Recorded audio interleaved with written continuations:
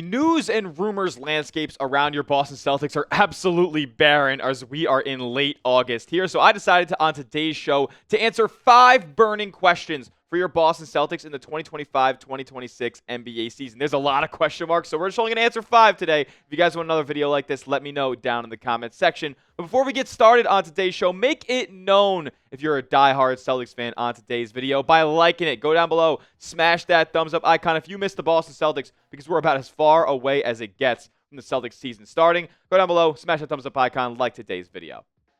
Alrighty, burning question number 1. I think this is the biggest question that all Celtics fans have on their minds at this point. Will Anfernee Simons play out the duration of the 25-26 campaign as a member of the Boston Celtics? As we know, since acquiring him back in June in the Jrue Holiday trade, the Celtics have been shopping Anfernee Simons. They've been calling around the league, seeing what the value is, seeing if there's going to be any takers, and probably seeing if there's teams that will trade for Anfernee Simons without the Celtics having to attach draft capital in order to do so. He makes $27 million on an expiring deal, and he's the biggest contract that the Celtics could flip to try to get underneath the salary, the luxury tax here. We'll talk more about that in just a second. But sticking on Simons, I thought this quote from Sam Amico over at The Athletic was pretty interesting. Talking about Simons' future here, he was discussing one trade candidate from each NBA team, and he was obviously saying that Simons is the big number 1 for Boston. Acquired as part of the deal with the Trailblazers centered on Jrue Holiday, Simons could be dealt again by the time you read this. He has not yet, but he could stick too.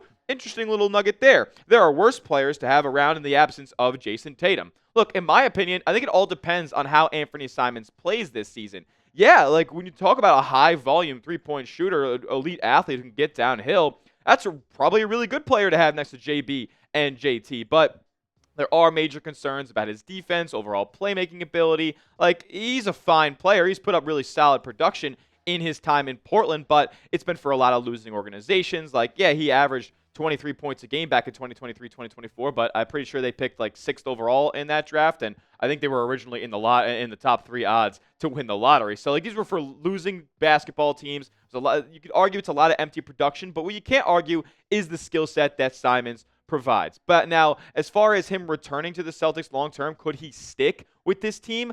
I highly doubt it. He would have to take a major discount, in my opinion, next offseason to return. And look, if the Celtics don't trade Anfernee Simons this season, there's a very, very good chance, a very high likelihood, that they do not escape the first apron. They do not escape the luxury tax altogether. So, unfortunately, yes, Simons is a good player. He's still pretty young and has a decent bit of potential and fit potential with the Boston Celtics, but it's just a business move at the end of the day. The most likely outcome to me is that Anfernee Simons is traded by the trade deadline. He ends up upping his stock a little bit, being attractive to a team that might need a little bit of a scoring guard down the stretch of this season. Who knows? Injuries can happen at any moment. We know that very well as Celtics fans throughout this season. So I think a team that maybe faces one of those types of injuries could be looking for a guy like Anfernee Simons to help them in their playoff push. A little bit different than the Celtics are going to be, a little bit different of a situation, I should say, than the Celtics are probably going to be in around that time. Let's move on to burning question number 2.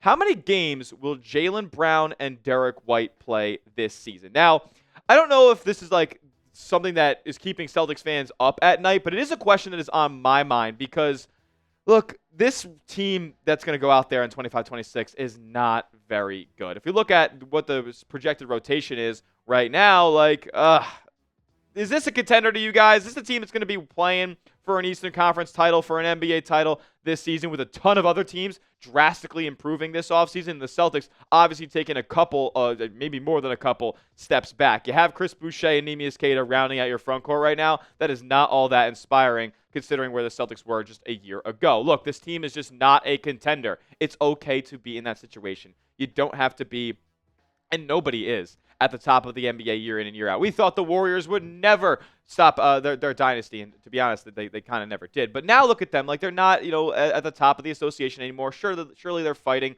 for playoff seeding and all that stuff, but does anybody see them as the top dog, the one that we have to go hunt like we did, close to a decade ago? Like, no, that's not the case anymore. The Celtics did have a shelf life, and maybe it ended a little bit earlier than we all expected, but it's just the nature of the business, nature of the beast. Jayson Tatum tore his Achilles. You can't really escape that at this point, so the best course of action was to offload the money, and as a result, your team's not going to look as good heading into next season. So with that being said, like, maybe lean into that a little bit. Like, I don't know. I don't think Jaylen Brown and Derrick White should be playing more than 55 to 60 games next year. Like, I get it if JB wants to go for these big-time awards at the end of the season. I get it, sure. But when the calendar flips to, I'd say, February or past the trade deadline, and this team isn't, uber competitive. Maybe it is, though, in a wide open Eastern Conference. I would just probably advise the Celtics to maybe, throw some fake injuries in there. Maybe, just get these guys some rest and some load management. I know that's kind of frowned upon in today's NBA, but it's a strategic move that we're looking ahead to 2026, 2027. I'd like to see them get some individual improvements to their game, just some nice polish to their games throughout the duration of the season. But I'm not going to be pressing them to play 70, 80 games when the team's not going to be contending once Game 70 and Game 80 are coming around. Now, make sure you are subscribed to the channel because that does not mean that we're not going to stop covering the Celtics just because this team is not going to be the best in the NBA this upcoming season. We're still going to be doing those watch parties that we had a great time with in the postseason. We're going to give you guys daily Celtics videos. No matter what the news is, we're going to cover it here on the channel, as well as breaking news coverage. If there's an injury, if there's a trade, if there's anything like that that goes down, we're going to bring you guys a video. It's all 100% free content here at Celtics Today, and you can join 53,000 diehard C's fans as members of the community here at Celtics Today. So hit that subscribe button and turn notifications on so you never miss a moment here on the channel. Let's move on to burning question number 3 here. Which young Celtic will emerge as a diamond in the rough for the long term? We've seen over the past couple of seasons, the Celtics really find these journeyman level players that end up being big-time pieces, big-time contributors for them, and then end up getting decent contracts elsewhere. Luke Cornett, Daniel Tice, Javonte Green has gotten some other moments as well. I don't know why that name just popped into my head, but they have these guys who they'll play for spurts, and then they'll up their stock and be attractive to other NBA franchises. I want that to be the case for the Celtics keeping some of these guys long term. As far as their young talent goes right now, you got a couple of intriguing names with a couple of different skill sets here. Baylor Shireman, look, he has the ability, right? He can dribble the basketball. He can run the pick and roll. He's got, good intangibles as far as basketball IQ goes, good passing vision. But his calling card when he was drafted in this league is being a knockdown shooter, and that just has not come to fruition yet in his NBA career. He's going to need to improve upon that if he wants to be a mainstay in the Celtics rotation long term. You pick up a guy like Josh Minott. I'm intrigued by Josh Minott. We're going to talk about him in just a moment, but he's an uber athlete. I think he's going to project as a plus defender, and he's got probably as good of a chance as any of these guys to play big-time minutes for your C's this season. Jordan Walsh, are we ever going to see him emerge as a second-round draft steal? Uber long wingspan, projects as a really, really good, versatile defender, but the offensive end of the floor is there's a lot left to be desired there.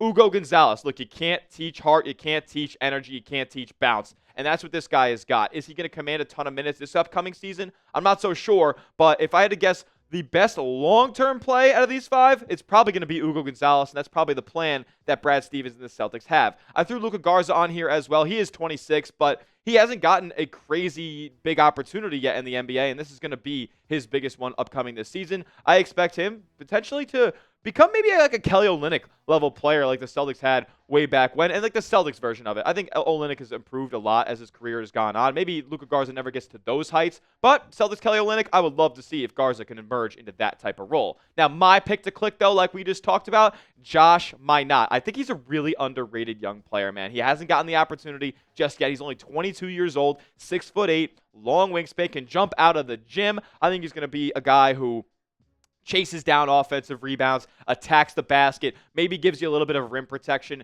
as well because he's going to be playing that power forward spot, maybe even some small ball center and some wacky lineups. I think he's got a good chance to get some big-time minutes for this Celtics team this year because I'd argue he's got a little bit more polish than an Ugo Gonzalez or a Jordan Walsh or even a Baylor Shireman has at this point. So that's the guy I expect to be taking up a bulk of the backup 4 minutes on this roster, and who knows, maybe he could emerge. He's on a 2-year deal. He's got a little bit of time to develop here as a mainstay for your Boston Celtics. Who do you guys think is the biggest impact out of these 4 cats this season? I decided to take out Luka Garza because this is the logjam of wings that the Celtics have in their young roster here. So if you guys think Baylor Shireman's going to have the biggest impact, give me a BS down below. If it's Jordan Walsh, type JW in the comments section. If it's Josh Minott, type JM. And if it's Ugo Gonzalez, give me an HG down in the comments section. Who has the biggest impact out of the Celtics young wings this season? 2 more burning questions to get to in just a moment, but I could not go any further without telling you guys about this awesome deal. Look, I know Tatum's probably not going to be on the floor for the C's this year, but the Celtics aren't getting rid of these jerseys. Why the hell is this thing on sale for so damn cheap? Get it at this link right here, chatsports.com/Tatum shirt. That's chatsports.com/Tatum shirt. I'm going to get one for myself. You guys can wear this 365 days a year. It's super fresh. That Kelly green never gets old. Get it at this link right here. It's in the comment section. It's in the description of today's video. Go click it and get yourself some Jayson Tatum drip today.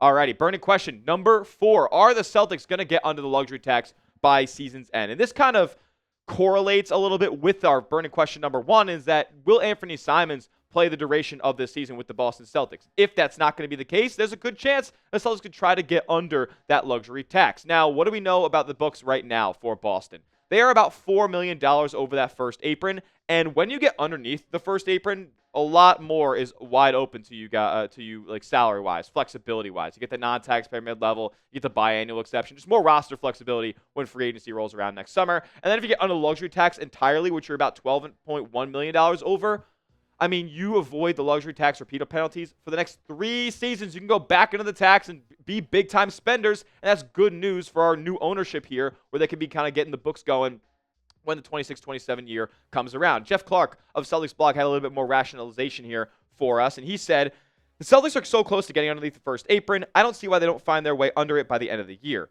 As you mentioned, getting under it opens up the ability to use the non-taxpayer mid-level and the biannual exception. They also have more trade flexibility and an easier time using the TPEs they created this summer. You can take more cash back in a deal than you send out if you're underneath the tax. Plus, they can restart the clock on the repeater taxes, which might matter to the new owners. The only way I can see them staying over the first apron is if a can't-miss, no-brainer deal becomes available for a player that fits Tatum's timeline going forward. I wouldn't put it past Brad, but I'm not holding my breath either. Look, I know that they're going to try to get underneath the tax this year.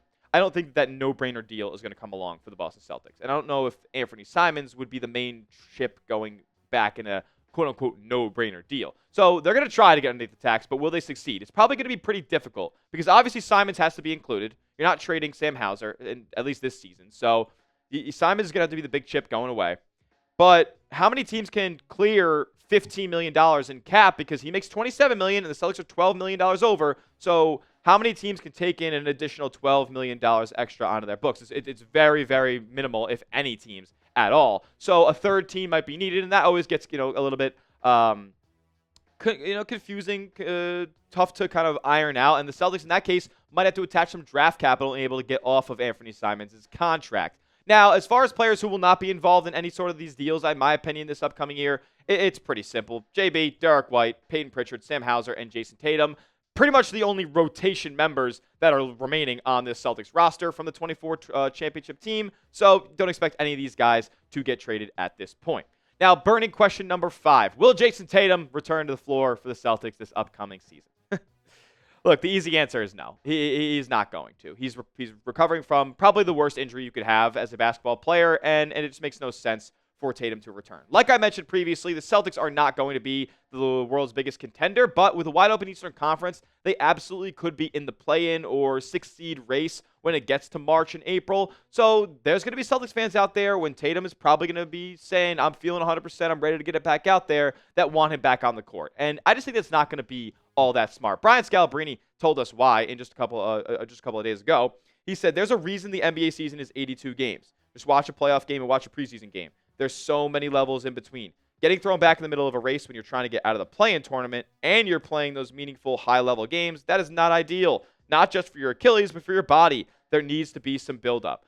Both mentally and physically, there needs to be some build-up for Jayson Tatum. Rushing a guy back into high-stakes games, high-stakes action that late in the season when things have already been clicking, at least at some level, for the team that's in place, it would be silly. Not only for Jayson Tatum and his body and him physically, but also him mentally getting back in the game and then maybe trying to do too much and messing up whatever rhythm that the Celtics have going on at that point in the season. So to me, it makes no sense to bring Jayson Tatum back this upcoming year, get him back at 110% health, and this roster reloaded for 2026, 2027. What do you guys think, though? If there is a playoff race, would you be one of those people who would want to bring Tatum back? Let me know down in the comment section. I don't think you're right or wrong either way. If he's 100% to play, then he's 100% to play. What do you guys think? Would you bring Tatum back this season, yes or no?